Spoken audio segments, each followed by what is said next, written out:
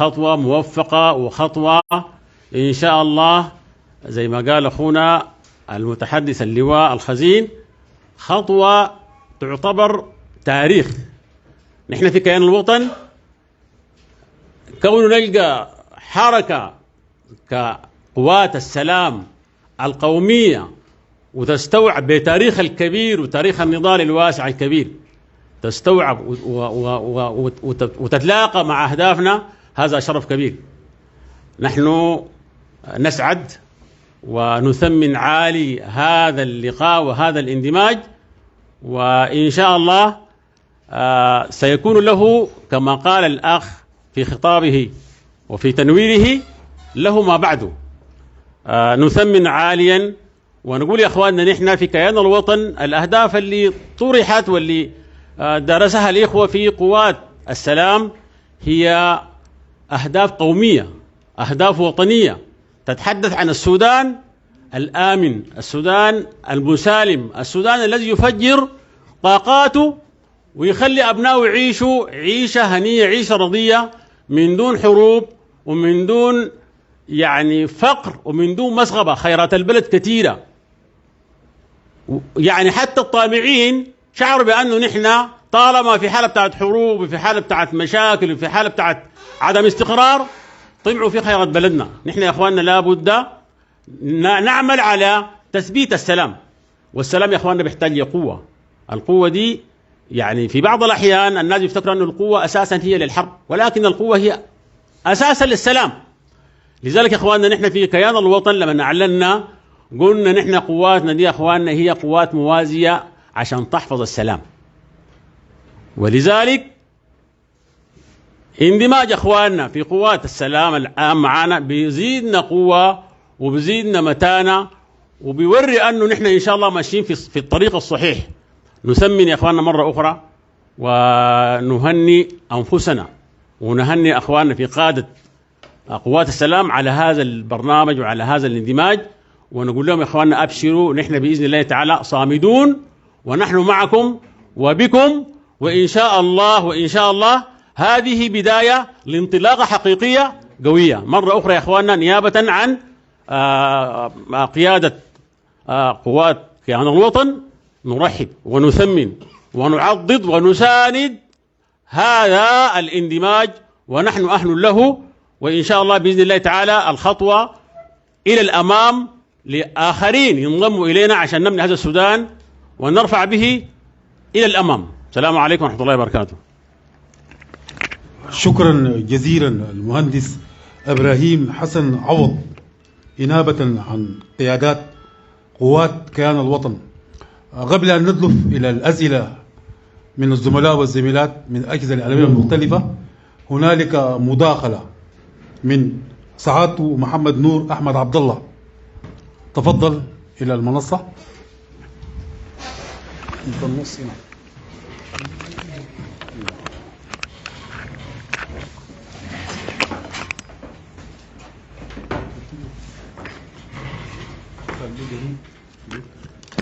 أعوذ بالله من الشيطان الرجيم. بسم الله الرحمن الرحيم، الصلاة والسلام على سيد الأولين والآخرين سيدنا محمد بن عبد الله وعلى آله وصحبه أجمعين، وبعد. حقيقة يعني نحن إذا كانت لابد من مداخلة خلونا نتكلم في وضع الآن. نحن زي ما بقول في قوات السلام القومية جنود وقادة، يعني بننظر فيما يجري على السودان والمطامع زي ما ذكر الأخ المتحدث الباشمهندس قبالي وذكر سعادة اللواء ياسر الخزين. لكن دايرين نقول بكل أمانة وبكل صراحة نحن انضمينا عن قناعة تامة وراسخة عن كيان أهل الوطن، لأننا لمسنا أهدافنا كقوة قديمة مقاتلة من 86 يعني وتحقق الأهداف المنظمة لأمن السودان وأهله. ونحن كرجال إدارات أهلية وقادة عسكريين في قوات السلام الآن نسميها قوات كيان الوطن، نحن بإذن الله جاهزين. لكن فليعلم الجميع عشان ما يحصل أي لمس لأي حاجة، نحن أخواننا أول حاجة ثمنا قوات السلام نحن دعاء السلام. إحنا في قوات السلام في الحقبة الماضية كان اسمنا كتائب النور. إحنا بنمشي نفتح المدارس والمستشفيات في المناطق كان ما فيها مدارس وكان مأهولة بالمواطنين، واسمنا شريان الحياة. كنا الحتة اللي فيها تأثر عن نقيص المواطن في جنوب السودان الآمن الذي ما بيحمل السلاح ضد الحكومة. نحن ياكين خلينا ألف أنا أقول كلام وأختم به. والله يا أخواننا إحنا أمن السودان بالنسبة لنا زي فرض الصلاة، والمؤسسة العسكرية في المقام الأول مع احترامنا لكل المؤسسات العسكرية القائمة والعدلية والشرطية. ياكين والله وبالله وتالله نحن ناس بنتكلم من وطننا وبوطنيتنا. بالنسبة لنا يعني في المقام الأول المؤسسة العسكرية القومية هي نبراس ونهتدي به. كل معتدي وكل متربص يحاول تفكيك المؤسسة العسكرية القومية بإذن الله تبارك وتعالى يجدنا له بالمرصاد، وإن شاء الله لا نشخشخ في الحق إلا متلائم. والسلام عليكم ورحمة الله تعالى وبركاته. شكرا سعادة محمد نور أحمد عبد الله.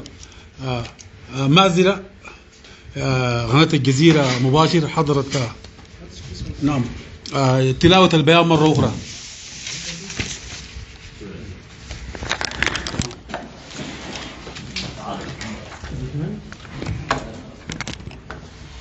بسم الله الرحمن الرحيم. الحمد لله رب العالمين، والصلاة والسلام على رسوله الأمين سيدنا محمد وعلى آله وصحبه أجمعين. بيان إعلان اندماج. لئن تفجرت بديسمبر ثورة الشعب الأبي اليوم الأربعاء 28/12/2022 تتفجر ثورة أخرى لا يكتنهها نعت ولا يستوعبها تعبير. روادها نخبة من العسكريين المتقاعدين والمثقفين والمفكرين ورجال الأعمال الحادبين على وحدة البلاد وتماسك القوات المسلحة.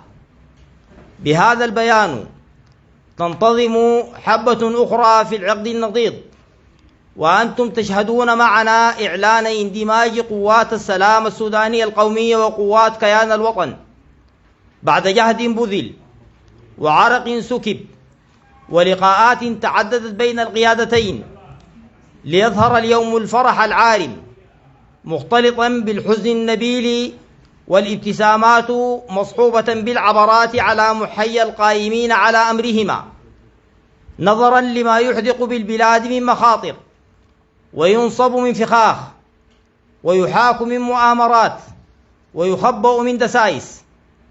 وهم يشهدون صرخة الميلاد لجنينهم الذي رعوه في رحم الغيب، ألا وهو اندماج جسم جديد في الكيان. فها هو هلالنا يكتمل بدرا ونترقب اندماج آخرين. حق لنا أن نكون أكثر فخرا بالقائمين على فكرة الكيان وأمره، وحق لكيان به هذه القدوات والقيادات أن تسمو مكانته ويشار إليه بالبنان كعنصر بناء في عالم اليوم المتجه نحو المزيد من التقارب والتعاون والتكافل والتكامل. وضعنا فكرة وأهداف قوات كيان الوطن نصب أعيننا للدراسة المتأنية والحوار العميق والهدف الأسمى، فوافقت الفكرة والأهداف ميثاقنا بقوات السلام وتطابقت الرؤى. لذا نعلن اندماجنا وقوات كيان الوطن لتحقيق الأهداف بأيسر الطرق وأنجح الوسائل وأجدى الأساليب وأقوم الخطاب. فالآن ننتقل مباشرة من حيز الفكرة إلى واقع التنفيذ العملي بما يتطلبه من تحديد الخطوات ووضوح الغايات، بعد أن أوفت اللجان التي شكلت بما وعدت ووصلت إلى الهدف وحصلت على المبتغى. فكما ينشق رحم الليل عن فجر وليد، ها هو الجهد يتوج باندماج قوات السلام السودانية القومية وقوات كيان الوطن. نعلن ذلك باسم قادة قوات السلام الواردة أسماؤهم أدناه، سعادة معتصم يوسف بابكر حسن الأمين العام ومدير القطاع السياسي، اللواء سلام ياسر أحمد محمد خير القائد العام للجناح العسكري، اللواء سلام عبد الحكيم علي محمد الحسن قائد ثاني، العميد سلام صدقي عبد الله العوض، العميد سلام محمد نور أحمد عبد الله، العميد سلام مهدي محمد البشير، العميد سلام مالك بلة محمد عثمان، العقيد سلام الشيخ علي الشيخ أحمد، العقيد سلام عبد القيوم عثمان أحمد علي، العقيد سلام صديق الشيخ عبد الدافع الأغبش، المقدم سلام الشيخ محمد فتح الرحمن محمد، المقدم سلام محمد حسين محمد. نحن في قوات السلام السودانية القومية ندرك يقينا بأن العمل العام على المستويين الرسمي والشعبي تعترض سيره عقبات كؤود نتيجة للأهواء والاجتهادات الشاذة، إذ توجد خلاله ضروبا ضيقة وانعطافات مهلكة وعوائق معرقلة، فيحدث ذلك نسفا مؤلما ربما يؤدي إلى وعد العمل في مهده، وستظهر انتقادات لاذعة وأصوات النشاز. لذا آلينا على أنفسنا أن نسمو بأخلاقنا وأذواقنا ونوصل فكرة قوات كيان الوطن إلى الكافة من أبناء وطننا بتجرد يسهد فيه الطامع والمستعجل ومتقلب القلب والآراء، طالما تطورت وسائل وأدوات التفاعل وتنوعت التخصصات وتقسمت وارتقت إدارات العمل في ظل وجود أهل الحل والعقد والرقابة العامة.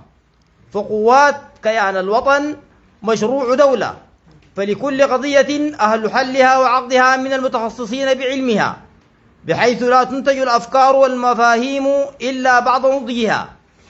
ختاما نؤكد أن اندماجنا عن قناعة راسخة ومرمى شريف وسرائر خالصة دون اقتضاء بقول أو تكلف جواب، خدمة لوطننا الغالي الذي قدم لنا كل شيء ولم نقدم له شيئا، لتدارك الأمر وجبر النقص وإدمار ما قص من جراح، فأسنى العطايا العقل مقترنا بغنى يكف وصحة البدن، وأشد ما فجع الزمان به فقد الصبا والإلف والوطن.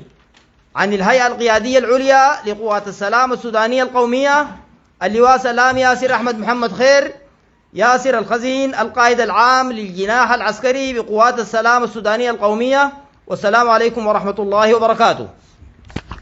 قبل أن ندلف إلى الأسئلة، سعادة اللواء ياسر سلام سألني قبل قليل أحد الزملاء إنه يتعرف على اللواء سلام.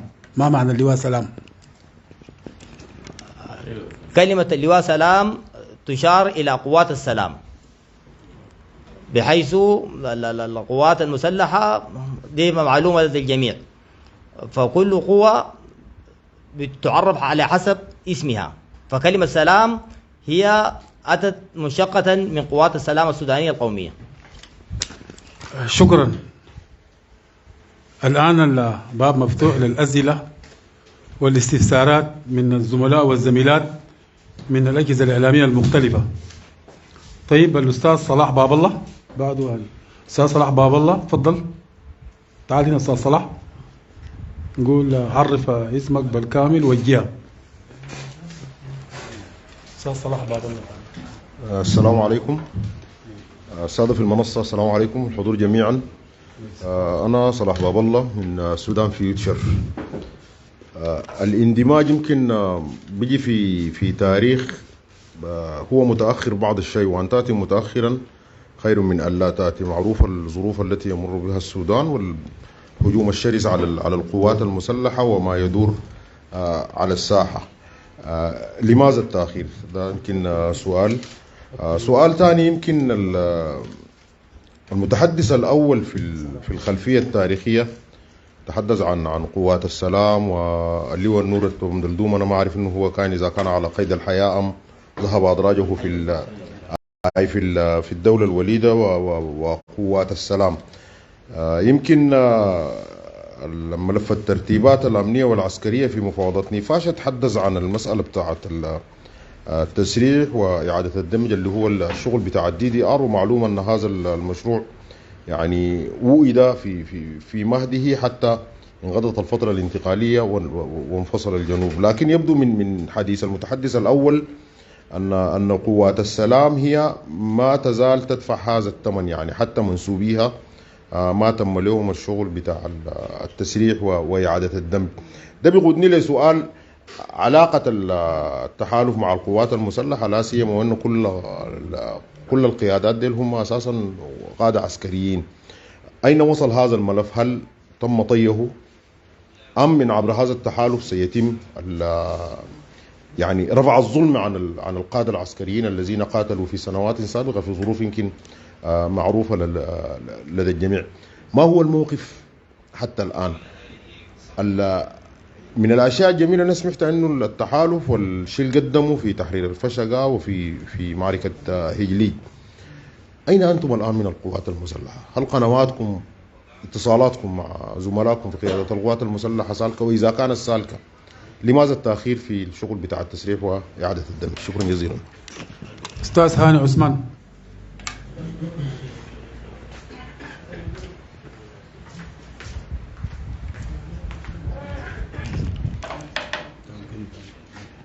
بسم الله الرحمن الرحيم. هاني عثمان، صحيفة الوطن.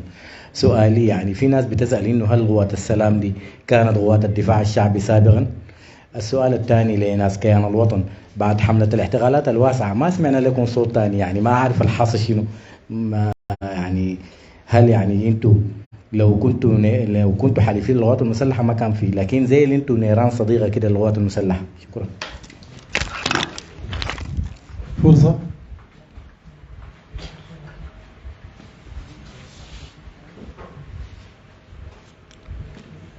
في سؤال؟ طيب خليه يجيب على السؤالين ونرجع تاني. طيب، بسم الله، الحمد لله والصلاة والسلام على رسول الله. أولا نشكر إخواننا الصحفيين، وأنا أقول زملائنا الصحفيين لأنه أنا برضو رجل صحفي. يعني الأستاذ صلاح عبد الله من السودان فيوتشر يتحدث إنه الاندماج جاء متأخر. لماذا التأخير؟ يتساءل عن هذه المسألة. ثم عقب على المسألة إنه قوات السلام حسب مفاوضات نيفاشا يقال، نحن يقول تم حلها لتذهب إلى لجنة DDR مفوضية نزع السلاح والتسريح وإعادة الدمج، وقال إنه المشروع ده وجد في مهده، ولا زالت هذه القوات تدفع الثمن. يعني بيسأل عن إنه علاقة التحالف مع القوات المسلحة شنو، وأين وصل هذا الملف، هل تم طيه وبقى في حكم النسيان. وبيتساءل برضو إنه رفع الظلم عن القادة العسكريين الوقفوا ناضلوا مع القوات المسلحة، بيقول أين أنتم الآن من القوات المسلحة ولماذا التأخير؟ الحديث طبعا مشعب وداير له زمن كافي، لكن في المختصر المفيد أنا في تعريفه قلنا من نحن وماذا نريد. سمنا إنه القوات المسلحة بالنسبة لنا خط أحمر، وقلنا وذهبنا لأبعد من ذلك إنه قلنا لو رفع أبناؤنا الذين من أصلابنا السلاح في وجه القوات المسلحة لقتلناهم في صفوفها. يعني إحنا داير أقول بالمختصر المفيد، نحن في قوات السلام السودانية القومية تعتبر الميليشيا الوحيدة أو القوات الوحيدة الما شالت لها سلاح رفعته في وجه مواطن أو في وجه القوات المسلحة. وده عهد وميثاق بالنسبة لنا، لأنه القوات المسلحة هي الأمة الرؤوم والضامن الوحيد، كما عملت في التعريف بتاعي أنا، إنه هو تماسك البلد ضد التقسيم، ضد عملية التفكيك. العاصم له بعد الله سبحانه وتعالى هي القوات المسلحة. يعني حتى القوات المسلحة لو من المؤتمر ده شالتنا وقطعت رقابنا، نحن بنقول دمنا ده فدا للوطن وفدا للقوات المسلحة. المسألة طبعا نحن بنلقي باللائمة على الحكومة السابقة حكومة الإنقاذ، لأنها هي أهملت قوات السلام بكل ما تحمل الكلمة من معنى. ولولا الوطنيون والرجال الخلص الذين ينتموا إلى فكرة قوات السلام السودانية القومية منذ تمرد الدكتور جون جرنج حتى إقامة هذا المؤتمر لحدثت ما لا تحمد عقباه بالنسبة للوطن. أنا داير أسمي وأكرر إنه بقول الظلم الوقع علينا ما وقع من الحكومة الحالية ولا وقع من القيادة العسكرية الحالية، وقع علينا من الناس اللي كانوا مستلمين سدة الحكم في عهد الإنقاذ، لأنه قروش التسريح والدي دي آر جابوه عشان يسرحوه بقوات السلام عندما أصدروا قرار الحل حصل فيها تلاعب. نحن بنقول الكلام ده وما بتاخدنا فوقه لو متلايم. أنا داير أؤكد إنه القوات المسلحة بالنسبة لنا هي آخر القلاع الحصينة ضد تفكيك البلاد وتقسيمها، مهما نالنا منها من ظلم أو تجاهل تظل هي الحامية للبلد. يعني موقفنا نحن موقف ثابت وراسخ. بالنسبة لتواصلنا مع القوات المسلحة، أنا والله بقول مسألة الوالد مع ابنه والأستاذ مع تلميذه، نحن على تواصل دائم مع هيئة الاستخبارات العسكرية من آخر جندي فيها حتى قمة هرمها سعادة اللواء ركن محمد علي أحمد صبير. وكان تواصلنا أيضا مع سلفه سعادة اللواء ياسر الفريق ياسر محمد عثمان بخيت وسعادته الحاج نور. بالنسبة لسؤال الأستاذ هاني عثمان من صحيفة الوطن، قال هل كانت قوات السلام هي قوات الدفاع الشعبي؟ أنا بقول إنه قوات السلام السودانية القومية، عشان الناس هسه في ناس بيقولوا والله ناس الجيش هم جندوا الناس والعسكريين هم الملشوا الناس. أبدا، قوات السلام السودانية القومية نشأت عقب تمرد الدكتور جون جرنج في 1983، وكما أسلف السيد العميد صدقي عبد الله إنه نشأت كقوات صديقة ضد تمرد جون جرنج من الجلابة زي ما كانوا بيسموهم ومن أبناء الجنوب من قبيلة الفراتيت. وهذا العمل اللي قامت به هذه القوات بعدما نجحت في غرب بحر الغزال، القوات المسلحة رأت إنه لا بد من تغنينا، والكلام ده كان في عهد الديمقراطية يا دعاة المدنية اللي دايرين المدنية ودايرين تنهكوا وتفككوا به الجيش. أول ميليشيا تم تغنينا هو كان في عهد الديمقراطية الثالثة حكومة الإمام الصادق المهدي رحمه الله.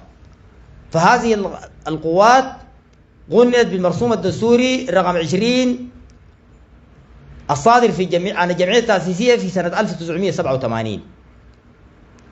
والتجربة دي من نجحت وبقت مساندة للقوات المسلحة في إقليم غرب الغزال.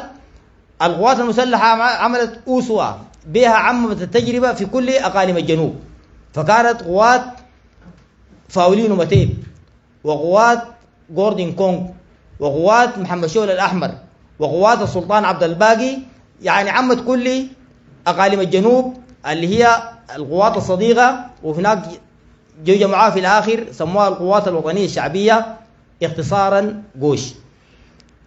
السؤال عن هل هي قوات الدفاع الشعبي، نحن أسلفنا إنه هذه القوات نشأت الوقت ذاك لا في إنغاز لا في دفاع شعبي ولا في حكومة كيزان ولا في حكومة بتاع الدولة عميقة.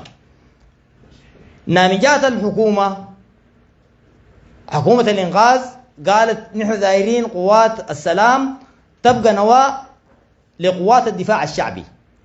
نحن والله قادتنا آنذاك رفضوا، قالوا نحن والله قوات وطنية قومية لا نؤدلج لجهة ولا نتحزب لمنطقة ولا ننتمي لفكر أيديولوجي معين، بل قواتنا كانت بتحمل أو ينتموا لها حتى المسيحيين. فقالوا نحن إذا كان أدلجنا القوات دي لوضعية معينة خلاص قوميتها تبقى بالتالي انتفت. ناس الدفاع الشعبي وكده قالوا والله الشعار اللي بتحملوه ده اللي هو الراية والحصان ده شعار فيه رمزية إسلامية، طالما رفضتوا إنه تكونوا نوال قوات الدفاع الشعبي نحن دايرين الشعار أليكم ده نشيله منكم تتنازلون عنه طواعية. القيادة قالت دي مسألة بسيطة، طالما إن الناس كلها في مصلحة الوطن فاتنازلوا من الشعار الراية والحصان اللي هي بتحمل قوات الدفاع الشعبي الآن، وكونا شعارنا الحالي اللي هو غصن الزيتون في وسط الحمامة في فمها غصن الزيتون مع البندقيتين المعكوسات اللي هو الشعار اللي بيظهر في الخلفية.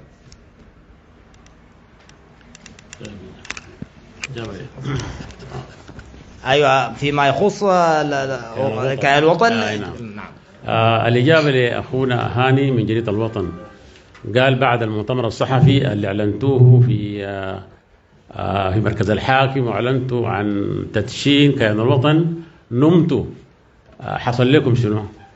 أولا شكرا للسؤال. حقيقة إحنا ما نايمين، ولكن إن كان السؤال بيعني أنه إحنا المفروض نكون فجن لنا مشكلة في حتة، هجمنا لنا على مدينة يعني، أو يعني قمنا لنا بهجوم على قاعدة للجيش، ما خلاص المهم معلش أنا دار أقول نحن أساسا ما أعلنا تدشين البرنامج، والبرنامج الناس فهموه، وأحب أكد لك أنه من لحظة الإعلان عن الكيان بالرغم من أنه ما قائد عسكري ولكن التلفون ده ما كان بيجي ولا لحظة. أما الصوارمي القائد العام للقوات وإخوانه العميد محمد رحمة الله والعقيد الدكتور محمد سلمان فكانوا يعني التلفونات ما بتجي في ولا لحظة، كل الناس بتتصل. نحن دشنا لكن بعدها عملنا لقاءات وزرنا مناطق، تلاقينا مع الناظر تريك في أكثر من مرة، وقابلنا النظار بتاع النظار الإدارة الأهلية هنا في ولاية الخرطوم في مجمع كبير، وقابلنا الشباب في مناطق الخرطوم المختلفة، بالإضافة للزيارات اللي بتجينا من المناطق في المكتب. وما زال كثير جدا من الدعوات مقدمة لنا، وما زال كثير من اللقاءات بتتم، وأكثر يعني ما يؤكد هذا الاندماج جاء من وين؟ جاء من ما الناس عرفت وقرأت وتفحصت البرنامج. فده واحد من الأشياء اللي نحن نفتخر بها الآن، أنه حصل اندماج لقوة لا تاريخها في البلد ولا سمعتها ولا مكانتها، وإن شاء الله الاندماج حق اليوم ده يكون ليوم ما بعده. سلام.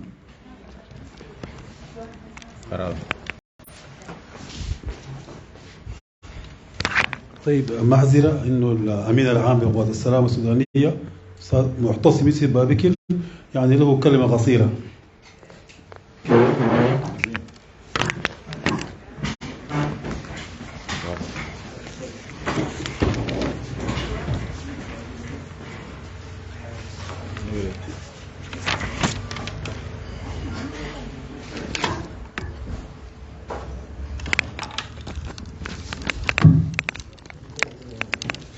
بسم الله الرحمن الرحيم. الحمد لله رب العالمين، والصلاة والسلام على قائد الغر المحجلين سيدنا محمد صلى الله عليه وسلم. صلون على الحبيب. اللهم صل وسلم عليك يا حبيب رسول الله ملء السماوات والأرض. حقيقة عندنا نتكلم كلام بسيط بإذن الله تعالى. أول حاجة أنا سعيد جدا جدا بالمؤتمر الصحفي، وبشكر إخواننا في الحاكم نيوز وكل الأخوان المشاركين الصحفيين المشاركين. وبقول والله هنيئا للسودان، وأسأل الله عز وعلا أن يكون في حديث آخر مثل حديثنا ده في القنوات الرسمية كلها بإذن الله، والسودان يبقى على قلب رجل واحد عشان نطلع من المستنقع نحن فيه ده إن شاء الله.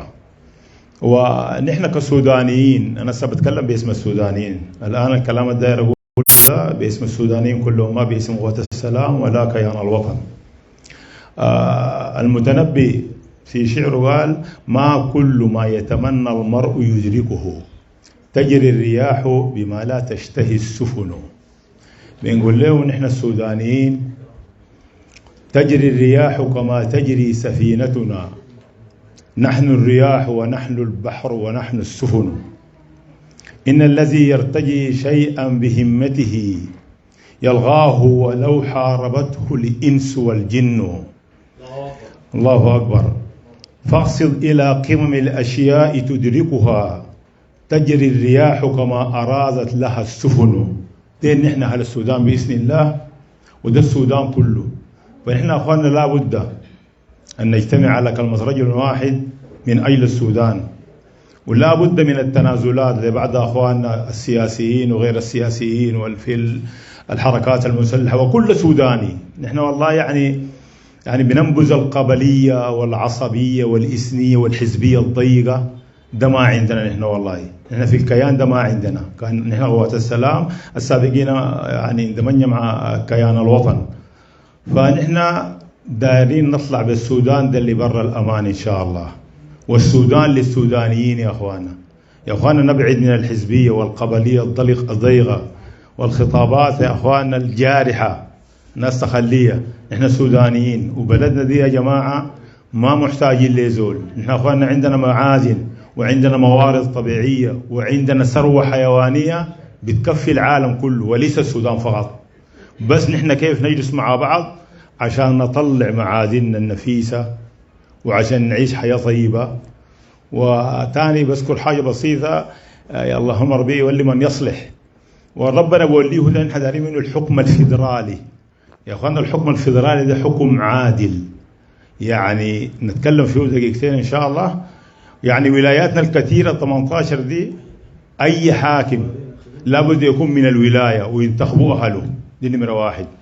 نمرة اثنين، السودان ده أي ولاية فيها معادن نفيسة، فلا بد للولاية يكون عندها جعل أو نسبة مقدرة من المعادن. ما كل المعادن والموارد الطبيعية تمشي للمركز والولايات تكون ضعيفة. ده الشيء اللي بيجيب المشاكل وبيجيب لنا وجع الراس. ونحن والله ما محتاجين للكلام ده، نحن محتاجين لتوحيد السودان، ونحن محتاجين للسودان ده مش قدام. ونحن إذا اتفقنا يا أخواننا والله بنساعد العالم كله، والله نحن بنساعد، نحن بنمد يد العون. ونحن بإيه حالتنا دي مدينا يد العون للدول الجوار وكلكم تعلمون. فالسودان أخواننا حافظوا عليه وحافظونا على السودان واجتمعوا على كلمة سواء. السلام عليكم ورحمة الله تعالى وبركاته. شكرا للأمين العام معتصم. الجولة الأخيرة من الأسئلة الأستاذ سماح عبد الله من درمان نيوز. تفضل أستاذة.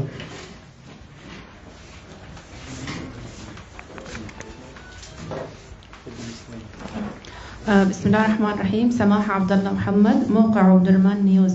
سؤال: هل القوات السلامة السودانية القومية هي حركات مسلحة أو هي واحدة من الحركات؟ إذن لماذا تمت بداية شرعنة القوات زي ما ذكرت؟ تمت شرعنة القوات وبداياتها أو اتقننت زي ما قلنا وقد تم. إذن هي ظلت تعمل جنب إلى جنب للقوات المسلحة، وهي تحت إمرة أو إدارة مباشرة من هيئة الاستخبارات زي ما ذكرت في بداية الحديث في المؤتمر. لماذا التجديد يعني أو ده تأكيد الإعلان الاندماج ده؟ والاندماج كان للقوات للحركات المسلحة زي ما نحن ذكرنا في بداية الحديث.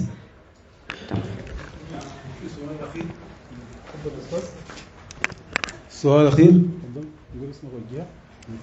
السلام عليكم. بشكر المنصة لتحت الفرصة. أنا أحمد جبارة، نت نيوز. الحقيقة أنا داير أعرف يعني عدد القوات بتاعت السلام دي كم يعني موجودة وين هسه حاليا؟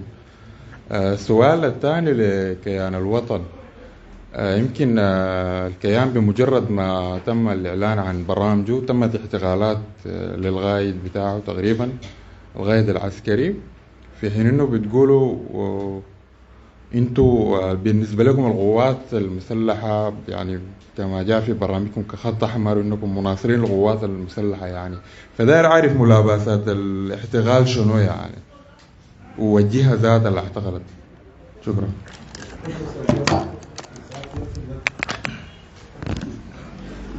طيب، بسم الله الحمد لله والصلاة والسلام على رسول الله. الشكر للأستاذ سماح عبد الله من أم درمان نيوز. هي سألت هل هي حركات مسلحة قوات السلام، هل هي حركات مسلحة؟